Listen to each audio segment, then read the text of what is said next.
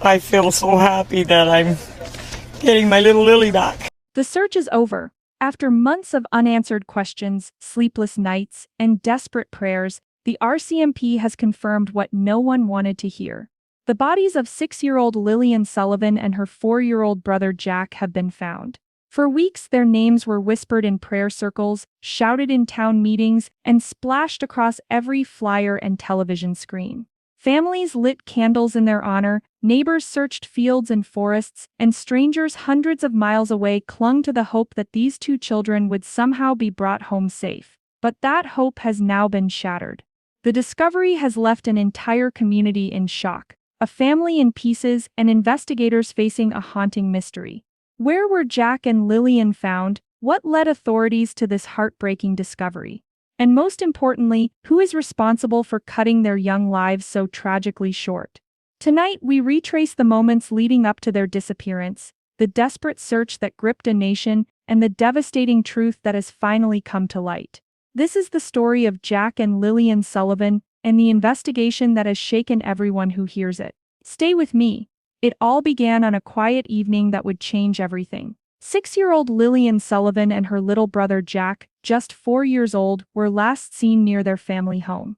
To the outside world it seemed like any ordinary day, but by nightfall the unimaginable had happened. Both children were gone. The alarm was first raised when their mother reported that she couldn't find them. At first she hoped they might be playing nearby, hiding in the yard, or visiting a familiar neighbor. But as the minutes stretched into hours and calls for their names went unanswered, fear began to set in. Authorities were quickly notified.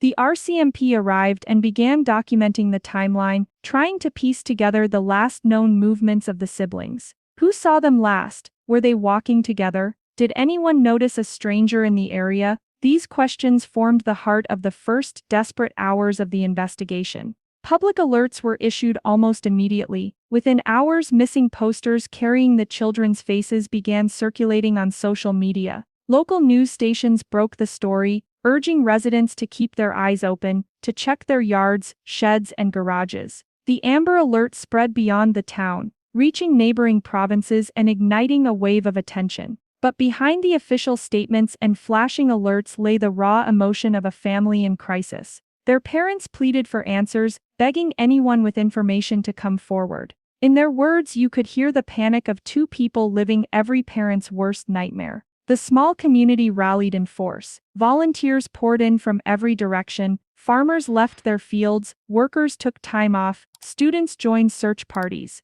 For days they combed through wooded trails, open fields, and rural roadsides. Maps of search zones were drawn and redrawn as helicopters hovered overhead, and dogs followed any scent they could find. Still there was nothing. No discarded clothing, no trail of footprints, no trace of Jack and Lillian, just silence. And as night after night passed, that silence grew louder. It was the kind of silence that keeps parents awake, staring at the ceiling, asking questions with no answers. The kind of silence that eats away at hope, 1 hour at a time. The disappearance of Jack and Lillian had now become more than just a missing person case. It was a community's heartbreak and the beginning of a search that would soon lead to tragedy. The moment Jack and Lillian were reported missing, the RCMP launched one of the most extensive search operations this community had ever seen. Officers worked around the clock, coordinating with ground teams, specialized K-9 units, and air support.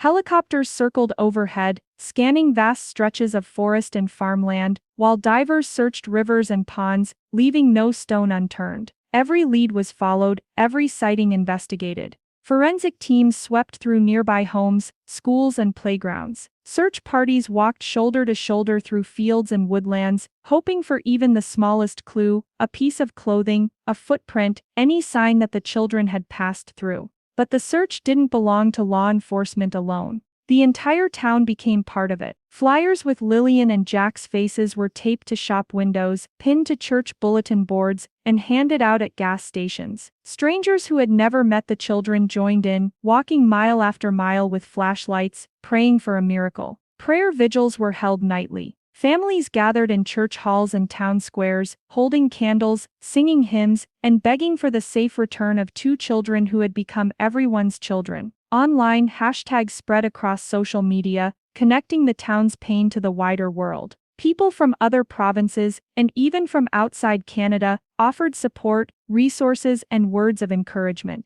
But despite all the energy, the search was not without its heartbreaks. The weather turned against the teams, cold nights, heavy rains, and thick fog made every day more difficult. Leads that seemed promising quickly unraveled into dead ends. Reports of possible sightings created brief surges of hope, only to collapse into crushing disappointment. And as days turned into weeks, exhaustion began to take its toll. Volunteers grew weary, investigators struggled with frustration, and the families' faces bore the weight of waiting. Yet through it all, one thing kept the search alive: hope. For weeks, hope was all the family had left. Hope that Jack and Lillian were out there somewhere. Hope that every passing hour might bring the call that would change everything. Hope that their children would be returned safely, even when logic and time made that hope harder to hold on to. But as we would soon learn, hope alone could not rewrite the ending to this story. The breaking point came on a quiet morning when the RCMP called a press briefing.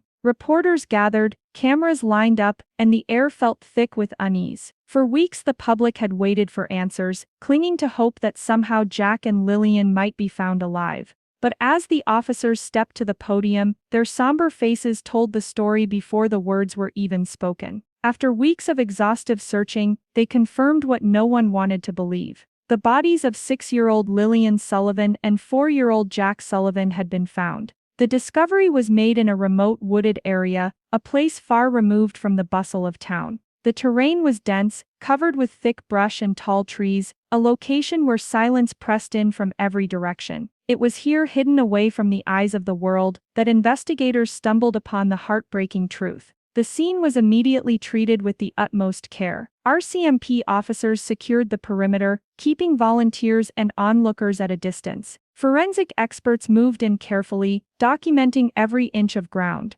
Bright yellow evidence markers dotted the earth as photographs were taken, samples collected, and the area mapped out in painstaking detail. The search had ended, but the investigation had only just begun. When the RCMP spokesperson finally addressed the public, their statement was measured but heavy with grief. "We regret to inform the community that the remains of Lillian and Jack Sullivan have been located. This is now an active suspicious death investigation. We extend our deepest condolences to the family during this time of unimaginable loss. Out of respect for them, we ask for privacy as they process this devastating news." Those words cut through the air like a blade. Reporters lowered their microphones, some too stunned to ask questions. In the crowd, tears flowed freely as parents instinctively pulled their own children closer. For the Sullivan family, it was a crushing confirmation of their worst fears. And for the volunteers who had poured their hearts into the search, it was an unbearable defeat. News of the discovery spread quickly. Televisions across the province broke into regular programming with the grim update. Online hashtags that once carried messages of hope were now filled with memorials. Strangers who had never met Lillian or Jack posted tributes, shared artwork, and lit candles in their memory. But perhaps the most powerful response came from the community itself. The candlelight vigils that once burned with hope now became places of mourning.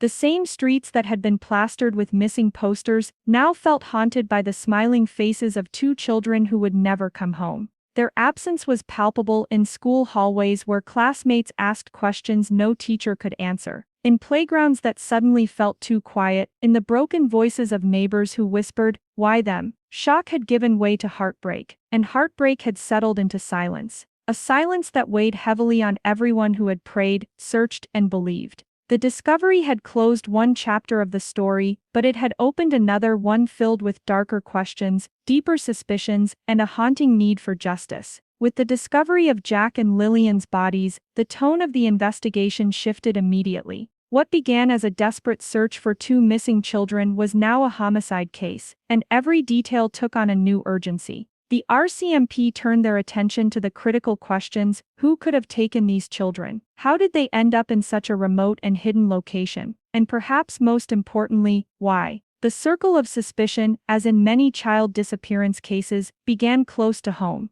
Investigators interviewed family members, scrutinizing timelines, cross-checking alibis, and searching for inconsistencies. Statistically, the majority of crimes against children involve someone they know, whether a parent, relative, or trusted adult. But at the same time, investigators could not rule out the possibility of an outsider, a stranger lurking in the shadows, waiting for an opportunity. Neighbors were questioned. Anyone who lived near the Sullivan family or along the routes the children might have taken was asked what they saw, what they heard, and whether anything seemed unusual in the days leading up to the disappearance. Vehicles were tracked, security cameras reviewed, and digital records examined in painstaking detail. Forensic testing also became central to the investigation. Autopsies would help determine not just the cause of death, but also the timeline, how long the children had been gone before being discovered. Soil samples, fibers, fingerprints, and DNA evidence from the scene could all hold crucial clues. Every piece of physical evidence carried the potential to either narrow the pool of suspects or widen it dramatically. As the investigation deepened, comparisons to other Canadian cases inevitably surfaced. The murder of 8-year-old Tori Stafford in 2009, who was abducted by people she knew and trusted. The disappearance and death of Amber Tuccaro in 2010, whose case highlighted the dangers of stranger abduction and the failures of investigative response. Both stories served as haunting reminders of how fragile safety can be and how easily trust can be shattered. These cases also reminded the public of an uncomfortable truth: the line between random evil and familiar betrayal is often razor thin. Was the loss of Jack and Lillian the result of someone close to them, or were they victims of a calculated act by a stranger who slipped into their lives unnoticed? At this stage, the questions outweighed the answers, and that uncertainty left the community uneasy, parents clutching their children tighter, and investigators under immense pressure. One thing, however, was clear. The deaths of Jack and Lillian Sullivan were not an accident. Someone was responsible. And until that person was identified, arrested, and held accountable, the shadows around this tragedy would only grow darker. The discovery of Jack and Lillian's bodies did not end the story, it began a new one. A story of grief, of questions without answers, and of a community trying to heal from wounds too deep to measure. For the Sullivan family, the loss was beyond comprehension. Their home, once filled with the sound of children's laughter, now echoed with silence. Every toy, every empty chair, every photograph became a reminder of what had been taken. Parents who once clung to hope were now forced to face the cruel reality of saying goodbye. For classmates, the absence was equally painful. In school hallways, children asked why their friends weren't coming back, while teachers struggled to find words that could make sense of the senseless. Playgrounds that had once been filled with running, shouting, and laughter now carried a quiet weight, as if the air itself remembered. Volunteers who had spent days and nights searching were left broken. They had given everything: time, energy, faith, only to be met with the cruel truth that their efforts would not bring the children home alive. For many, the experience left scars of its own: the guilt of not finding them sooner, the questions of whether something more could have been done. And beyond the family and the town, the wider audience, the province, the nation, and the countless strangers who followed this case, felt the ripple effects. Strangers grieved for children they had never met, proving once again that the loss of innocence is not confined by geography. But there were also bigger questions left hanging in the air. How safe are our children, even in the places we think they are most protected? What does this case say about the systems in place to prevent such tragedies, or to respond to them when they do occur? And how does a community rebuild trust when it has been so violently broken? When children are taken, innocence dies with them, not just theirs, but the innocence of a whole community. The story of Jack and Lillian Sullivan is not only a tragedy of 2 young lives lost, it is a reminder of the fragility of safety, the importance of vigilance, and the desperate need for justice. As we close tonight's story, let us remember Jack and Lillian Sullivan not for the tragedy that ended their lives, but for the joy and light they brought in their few precious years. 2 young souls who should have had decades ahead of them, dreams to chase, birthdays to celebrate, and a future to build. Instead, their story has become a painful reminder of how fragile life can be. If you've stayed with me to this point, I ask you to do something simple but powerful. Share this story, keep Jack and Lillian's names alive, because they deserve not to be forgotten. And if you have children in your life, hold them a little tighter tonight. Remind them that they are loved, and remind yourself how precious every moment truly is. This case is not just about loss, it's about responsibility. It's about protecting the vulnerable, demanding justice, and making sure no family ever has to endure this kind of heartbreak again. So let's carry their memory forward, together. And if you found value in this video, drop your thoughts in the comments below. Let's talk about what justice means in a case like this. Subscribe if you haven't already, and let me know where you're watching from. It helps me know how far Jack and Lillian's story has reached. Until next time, stay safe, stay vigilant, and never forget the names of Jack and Lillian Sullivan.